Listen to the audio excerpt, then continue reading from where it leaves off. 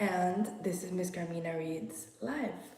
We are reading Ray Bradbury, The Martian Chronicles. This is my old book from when I was little. From when I was a kid. See, it's all messed up. Here is a drawing that I made. See? So you can see it really has been worn and used and loved and read. Okay. Hopefully, I will have my viewers joining me pretty soon. But I want to remind everybody that I appreciate your thumbs up. Subscribe if you want to see me again. And any gems or super chats or anything that you send me, I deeply appreciate.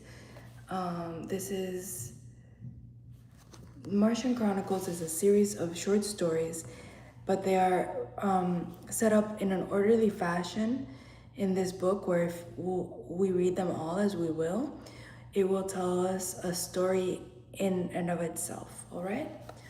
We just read Rocket Summer, and now we are going to read February 1999, Ylla. They had a house of crystal pillars on the planet Mars by the edge of an empty sea. And every morning, you could see Mr. K eating the golden fruits that grew from the crystal walls, or cleaning the house with handfuls of magnetic dust, which, taking all dirt with it, blew away on the hot wind. Afternoons, when the fossil sea was warm and motionless, and the wine trees stood stiff in the yard, the little distant Martian bone town was all enclosed, and no one drifted out their doors. You could see Mr. K himself in his room, reading from a metal book with raised hieroglyphs over which he brushed his hand as one might play a harp. And from the book, as his fingers stroked, a voice sang, a soft ancient voice, which told tales of when the sea was red steam on the shore, and ancient men had carried clouds of metal insects and electric spiders into battle. Mr. and Mrs. K had lived by the Dead Sea for 20 years. Excuse me, I'm losing a little bit my voice. Hi, welcome back, Milan Romero. I need to drink some coffee, but I don't want to get burned.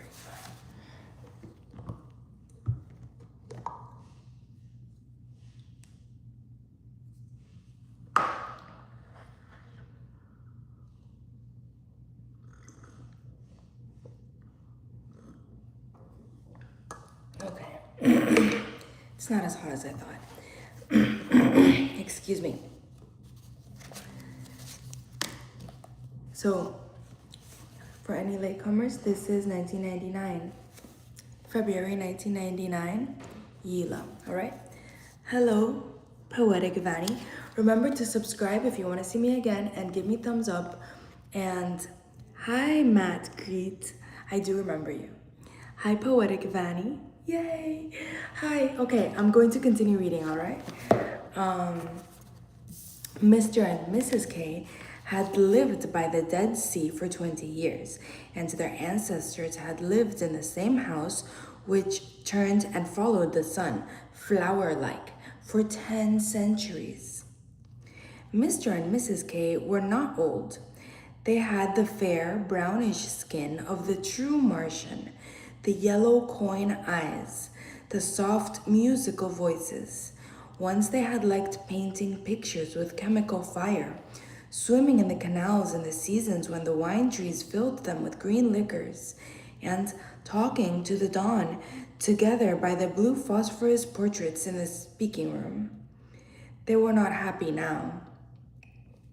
This morning, Mr. K stood between the pillars, listening to the desert sand's heat, melt into yellow wax, and seemingly run on the horizon. Something was going to happen.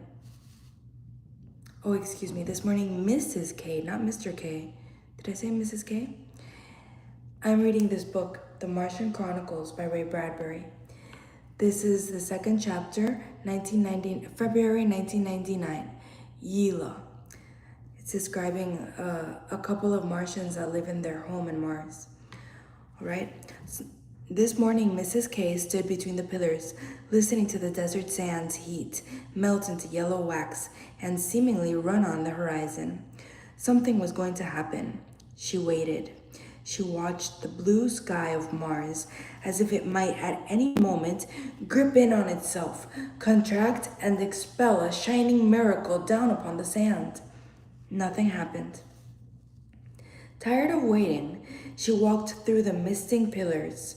A gentle rain sprang from the fluted pillar tops, cooling the scorched air, falling gently on her. On hot days, it was like walking in a creek. The floors of the house glittered with cool streams. In the distance, she heard her husband playing his book steadily, his fingers never tired of the old songs. Quietly, she wished he might one day again spend as much time holding and touching her like a little harp as he did his incredible books. But no, she shook her head, an imperceptible forgiving shrug. Her eyelids closed softly down upon her golden eyes. Marriage made people old and familiar while still young. She lay back in a chair that moved to take her shape even as she moved. She closed her eyes tightly and nervously. The dream occurred. Her brown fingers trembled, came up, grasped at the air. A moment later, she sat up, startled, gasping. She glanced about swiftly, as if expecting someone there before her. She seemed disappointed. The space between the pillars was empty. Her husband appeared in a triangular door. "Did you call?" he asked irritably. "No," she cried. "I thought I heard you cry out."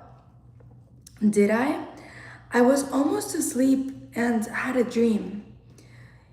"In the daytime? You don't often do that." She sat, as if struck in the face by the dream. "How strange, how very strange," she murmured. "The dream." Oh, he evidently wished to return to his book. "I dreamed about a man." A man? A tall man, 6 feet 1 inch tall. How absurd. A giant, a misshapen giant. Somehow, she tried the words, he looked all right, in spite of being tall. And he had, oh, I know you'll think it's silly, he had blue eyes. "Blue eyes? Gods!" cried Mr. K. "What'll you dream next? I suppose he had black hair." "How did you guess?" She was excited. "I picked the most unlikely color," he replied coldly. "Well, black it was," she cried, "and he had very white skin. Oh, he was most unusual. He was dressed in a strange uniform, and he came down out of the sky and spoke pleasantly to me." She smiled. "Out of the sky? What nonsense." "He came in a metal thing that glittered in the sun." She remembered. She closed her eyes to shape it again. "I dreamed there was the sky, and something sparkled like a coin thrown into the air, and suddenly it grew large and fell down softly to land. A long silver craft, round and alien, and a door opened in the side of the silver object, and this tall man stepped out." If you worked harder, you wouldn't have these silly dreams. I rather enjoyed it, she replied, lying back. I never suspected myself of such an imagination. Black hair, blue eyes, and white skin. What a strange man, and yet quite handsome. Wishful thinking. You're unkind. I didn't think him up on purpose. He just came in my mind while I drowsed. It wasn't like a dream. It was so unexpected and different. He looked at me and he said, I've come from the third planet in my ship. My name is Nathaniel York. A stupid name. It's no name at all, objected the husband. Of course it's stupid, because it's a dream, she explained softly. And he said, this is the first trip across space. There are only 2 of us in our ship, myself and my friend Bert. Another stupid name. And he said, we are from a city on Earth. That's the name of our planet, continued Mrs. K. That's what he said. Earth was the name he spoke, and he used another language. Somehow I understood him with my mind. Telepathy, I suppose. Mr. K turned away. He stomped him. She stopped him with a word. You? She called him quietly. Do you ever wonder if there are people living on the third planet? The third planet is incapable of supporting life, stated the husband patiently. Our scientists have said there's far too much oxygen in their atmosphere. But wouldn't it be fascinating if there were people? And they traveled through space in some sort of ship? Really, Ylla? You know how I hate this emotional wailing. Let's get on with our work. It was late in the day when she began singing the songs as she moved among the whispering pillars of rain. She sang it over and over again. What's that song? Snapped her husband at last, walking in to sit at the fire table. I don't know. She looked up, surprised at herself. She put her hand on her mouth, unbelieving. The sun was setting. The house was closing in on itself. Closing itself in, like a giant flower with the passing of light. A wind blew among the pillars. The fire table bubbled its fierce pool of silver lava. The wind stirred her russet hair, crooning softly in her ears. She stood silently looking out into the great sallow distances of sea bottom, as if recalling something, her yellow eyes soft and moist. Drink to me only with thine eyes, and I will pledge with mine, she sang softly, quietly, and slowly. Or leave a kiss within the cup, and I'll not ask for wine. She hummed now, moving her hands in the wind ever so lightly, her eyes shut. She finished the song.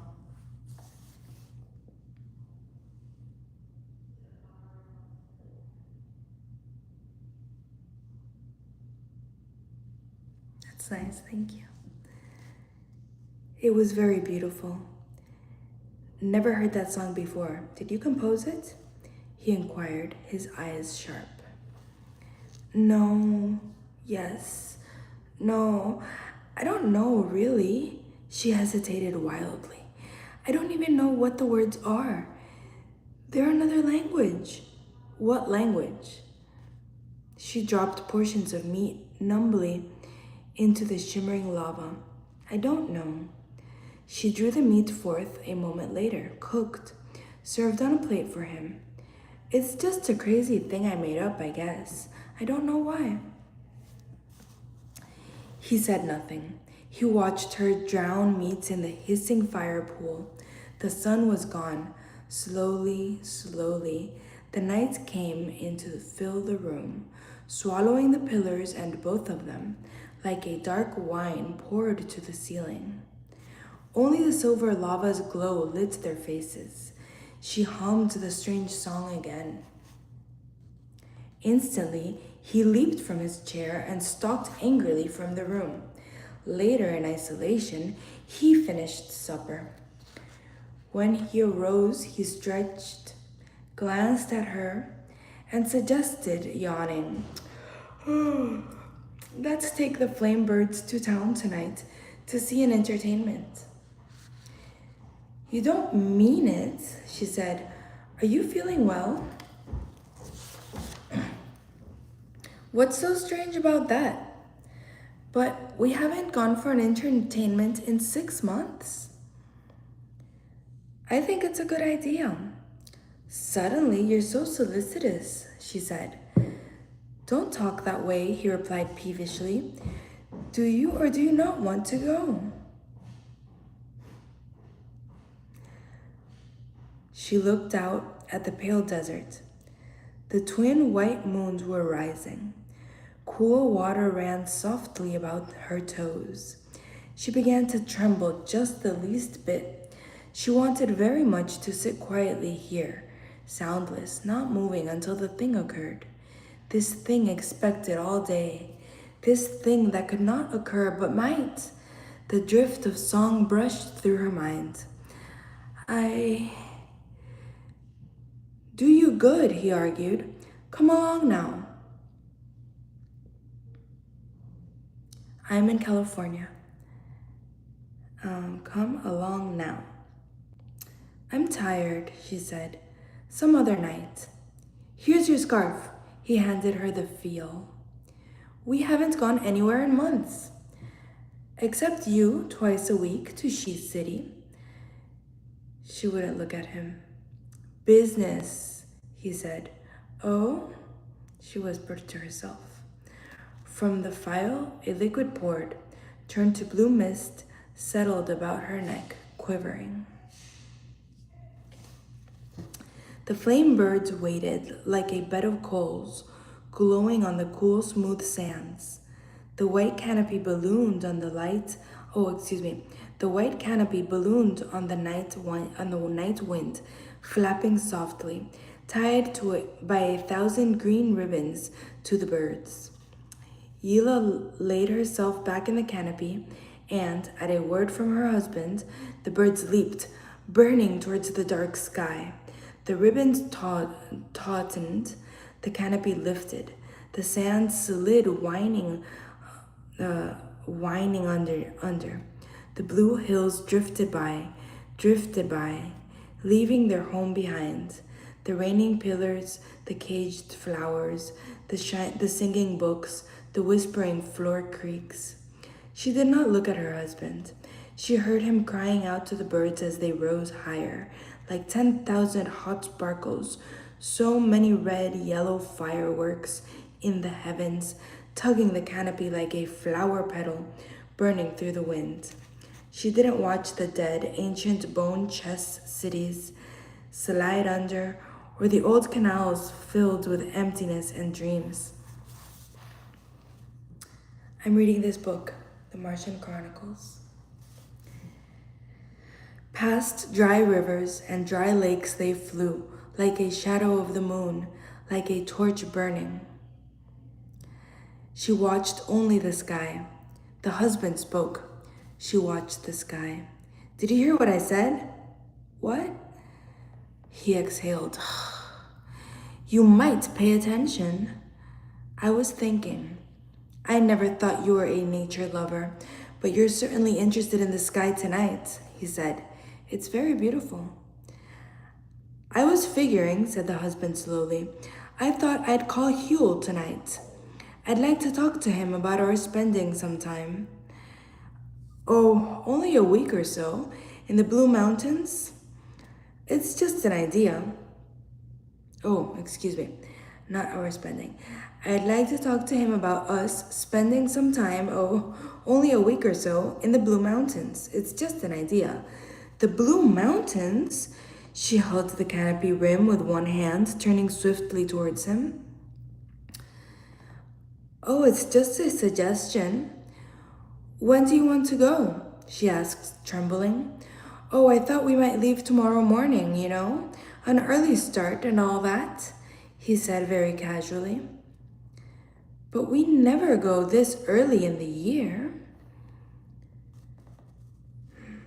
Just this once, I thought, he smiled. Do us good to get away. Some peace and quiet, You haven't anything else planned. We'll go, won't we? She took a breath, waited, and then replied, no.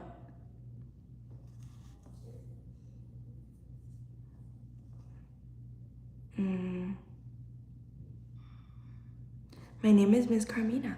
Welcome, everybody. Give a thumbs up and subscribe. And I'm reading Ray Bradbury, The Martian Chronicles.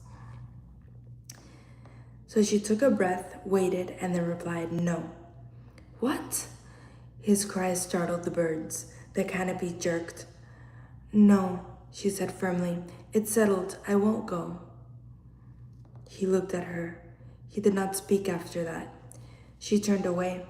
The birds flew on, 10,000 firebrands down the wind. In the dawn, the sun, through the crystal pillars, melted the fog that supported Ylla as she slept.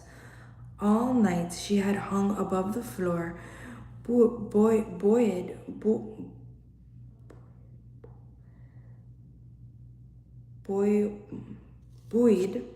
by the soft carpeting of mist that poured from the walls when she lay down to rest. All night she had slept on this silent river, like a boat upon the soundless tide. Now the fog burned away, the mist level lowered until she was deposited upon the shore of awakening.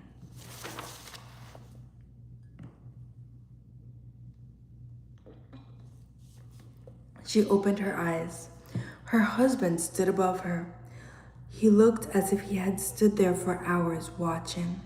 She did not know why, but she could not look at him in the face. You've been dreaming again, he said. You spoke out and you kept me awake. I really think you should see a doctor. I'll be all right. You talked a lot in your sleep. Did I? She started up. Dawn was cold in the room. A gray light filled her as she lay there. What was your dream? She had to think for a moment. She had to think a moment to remember. The ship. It came from the sky again, landed, and the tall man stepped out and talked to me, telling me little jokes, laughing, and it was pleasant. Mr. K touched a pillar. Fonts of warm water leaped up, steaming. The chill vanished from the room. Mr. K's face was impassive.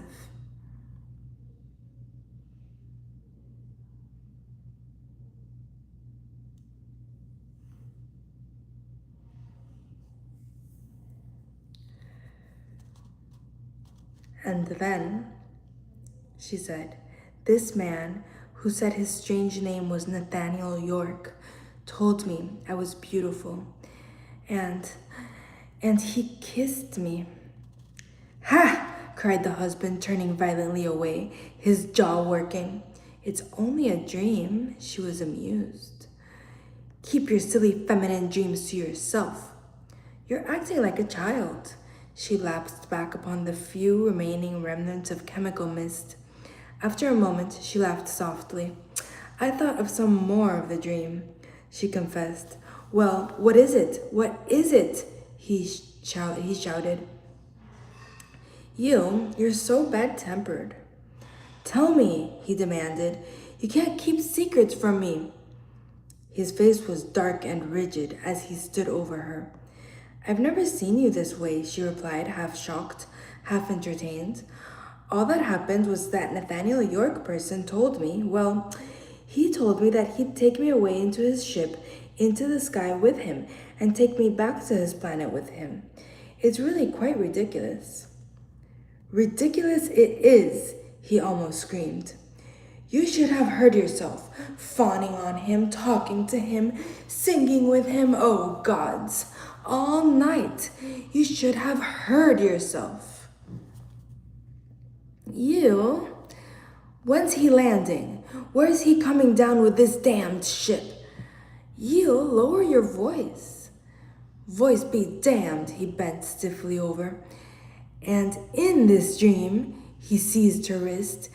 Did the ship land over in Green Valley, didn't it? Answer me. Why, yes. And it landed this afternoon, didn't it? He kept at her. Yes, I think so, yes, but only in a dream. Well, he flung her hand away stiffly. It's good you're truthful. I heard every word you said in your sleep. You mentioned the valley and the time. Breathing hard, he walked between the pillars like a man blinded by a lightning bolt. Slowly, his breath returned. She watched him as if he were quite insane. She arose finally and went to him. Ylla, she whispered, I'm all right. You're sick. No, he forced a tired smile. Just childish. Forgive me, darling. He gave her a rough pat. Too much work lately. I'm sorry. I think I'll lie down a while.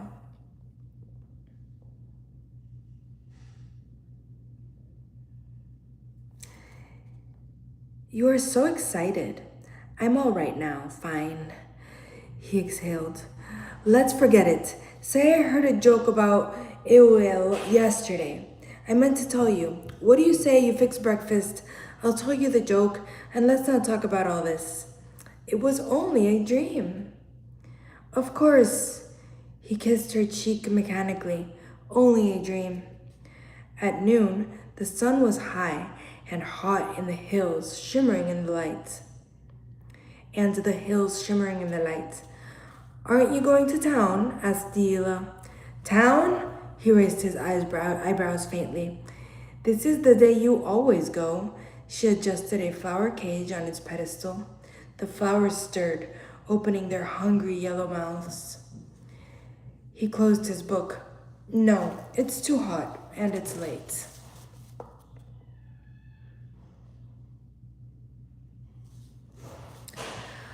Oh, she finished her task and moved towards the door. Well, I'll be back soon. Wait a minute. Where are you going? She was in the door swiftly. Over to Pao's. She invited me. Today? I haven't seen her in a long time. It's only a little way. Over in Green Valley, isn't it? Yes, just a walk, not far. I thought She hurried. I'm sorry, really sorry, he said, running to fetch her back, looking very concerned about his forgetfulness. It slipped my mind. I invited Dr. Ylla out this afternoon. Dr. Ylla? She edged towards the door. He caught her elbow and drew her back and drew her steadily in. Yes, but Bao can wait, Ylla. We must entertain Ylla. Just for a few minutes. No, Ylla. No. He shook his head. No. Besides, it's a terribly long walk to Bao's, all the way over Green Valley and then past the big canal and down, isn't it?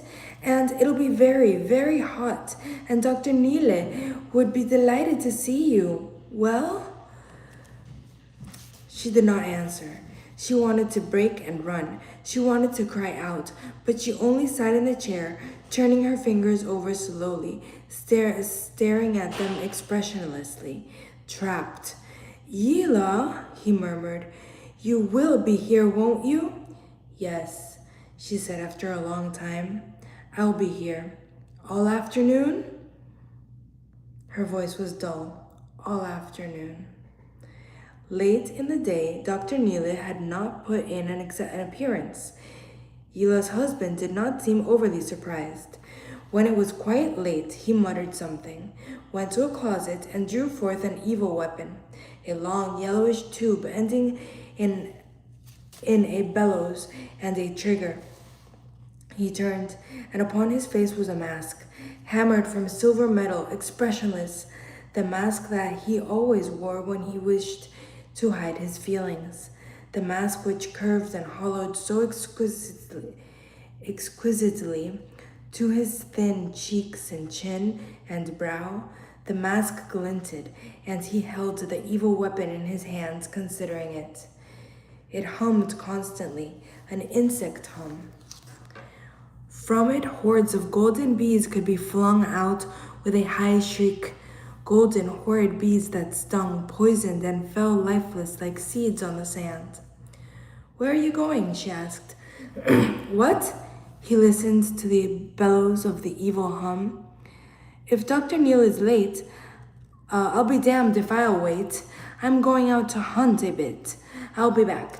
You be sure to stay right here, won't you?" The silver mask glimmered. "Yes. And then? And tell Dr. Neil I'll return. Just hunting." The triangular door closed. His footsteps faded down the hill. She watched him walking through the sunlight until he was gone. Then she resumed her tasks with magnetic dust and the new fruits to be plucked from the crystal walls.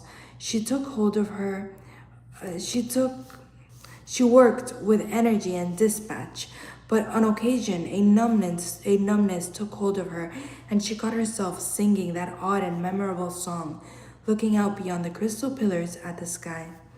She held her breath and stood very still, waiting. It was coming nearer.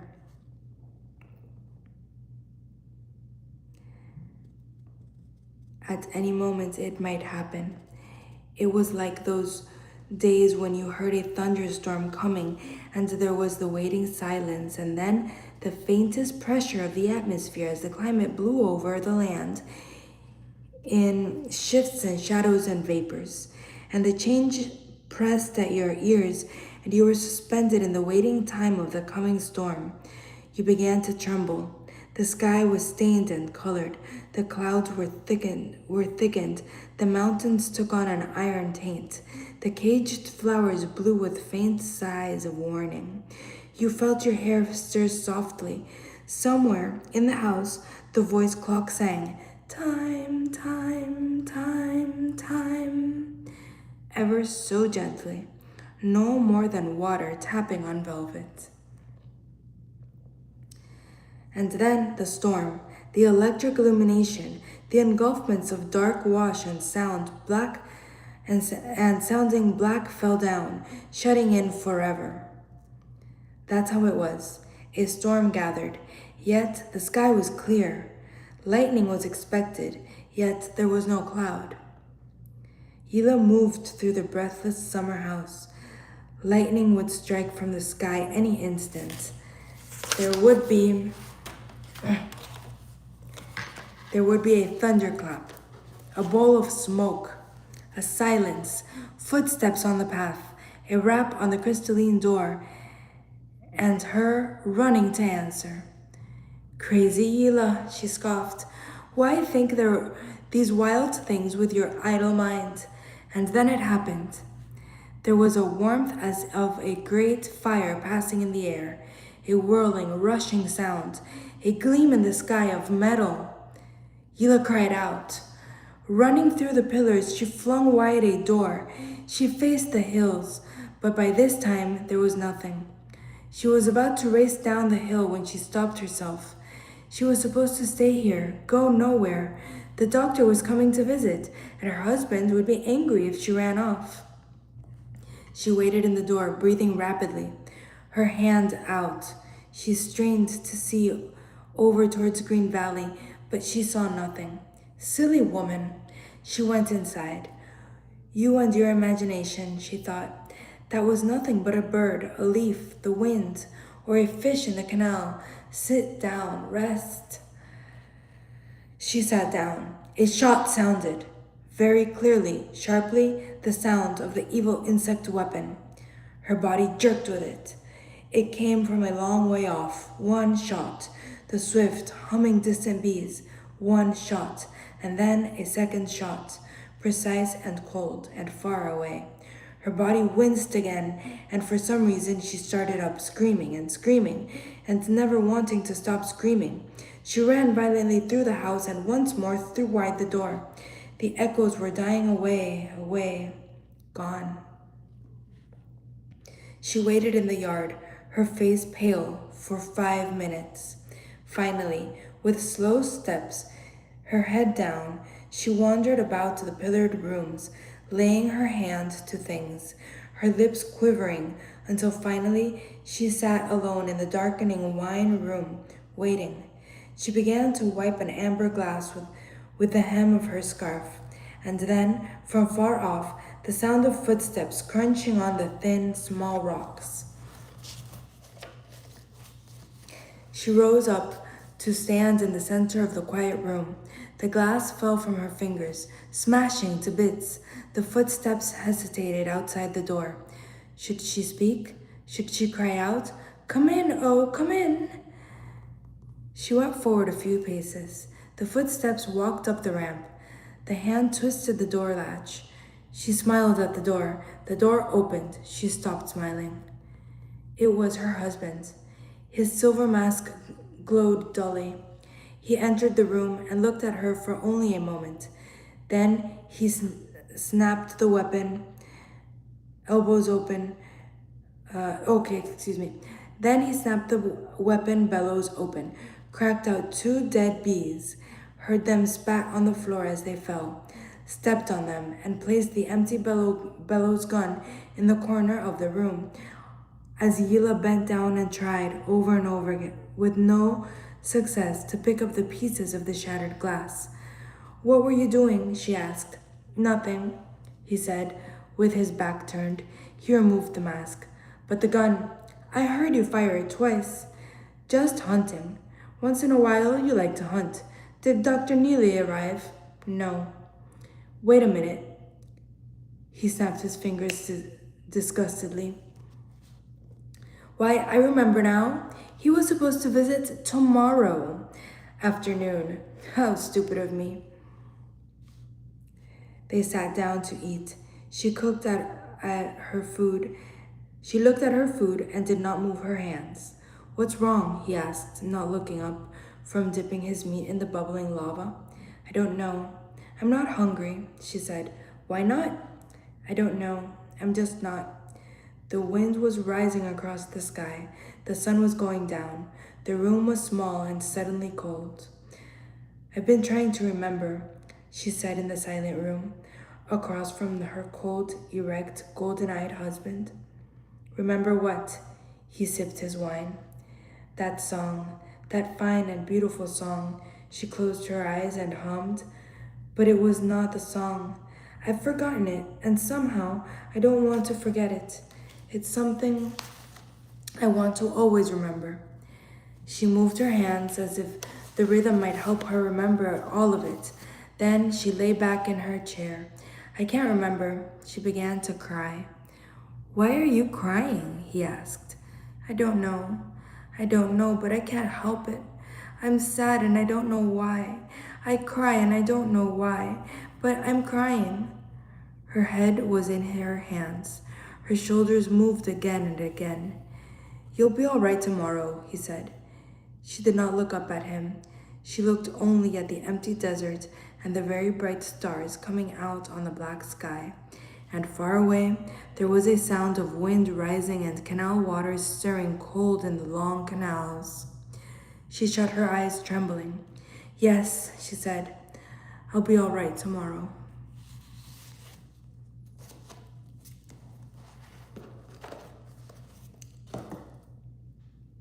That's the end of that story. I hope you all liked it.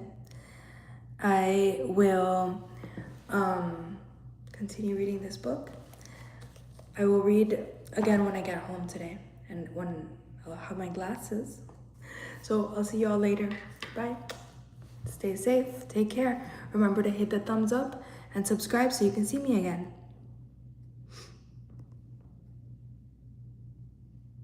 I don't understand that last message, but see y'all again.